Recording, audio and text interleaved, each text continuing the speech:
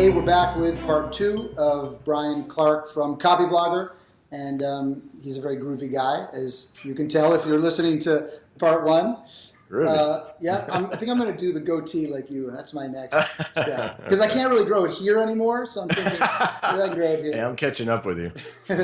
All right, so we've been talking about content marketing, what it's all about. We've been talking about why different types of entrepreneurs and also service business owners should be content creators. Do you think it varies from industry to industry or market to market or by type of customer? As far as the type of content? Yeah, sort of how you approach using content as a marketing strategy.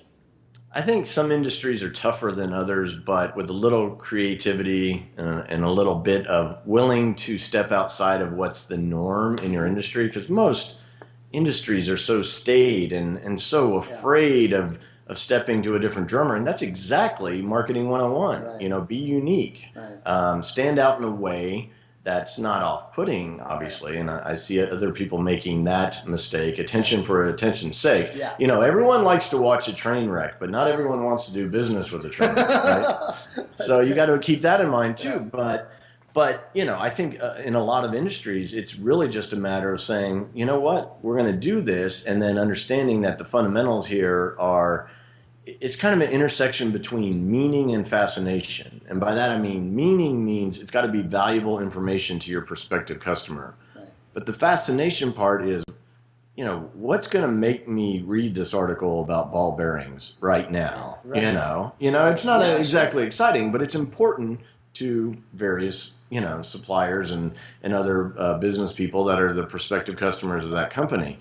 So number one is the approach is usually the same, but the context is always different. Right. And that's the incredibly important part to focus on. So so we understand the approach, and we understand that the context may suggest a different way of producing the content.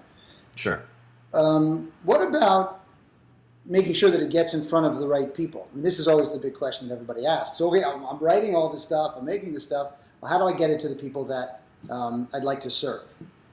Right. So it starts with, again, back at the content, the meaning part has to be there, because that self-defines the content is for this type of person. Because you can have the most interesting hook in your headline in your article, and if it's about Shetland ponies, I'm still not going to read it, right? Because I don't care about Shetland ponies. My daughter will read it, though, right? Right. So, so you self-define at the content level and make it clear and specific.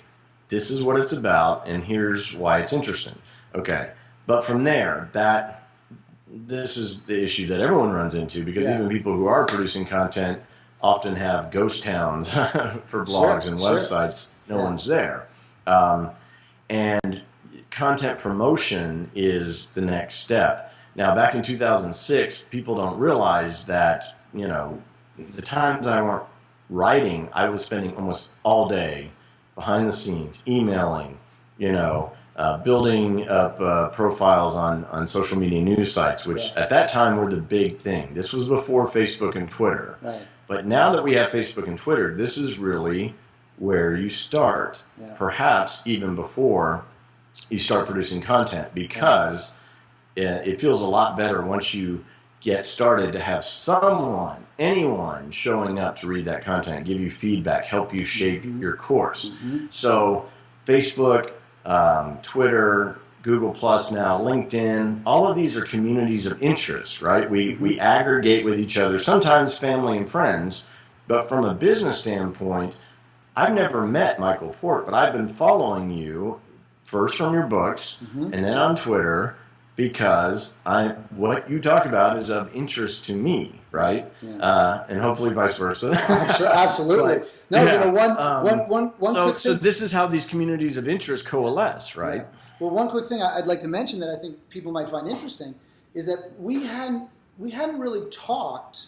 We knew of each other. I think we maybe had sort of exchanged some messages or emails here and there. But I remember when your manifesto, Think Big manifesto, came out. It was the first time we corresponded. Right. And then I just kind of, Well, no, but the first time that we had like a more of a sort of a direct interaction was when we first launched Daily Success Deals. Right, right. And Daily Success Deals, the first deal we had, it was a big deal with a lot of different folks involved, and there was a limit. 500 had to be purchased in order for the deal to tip.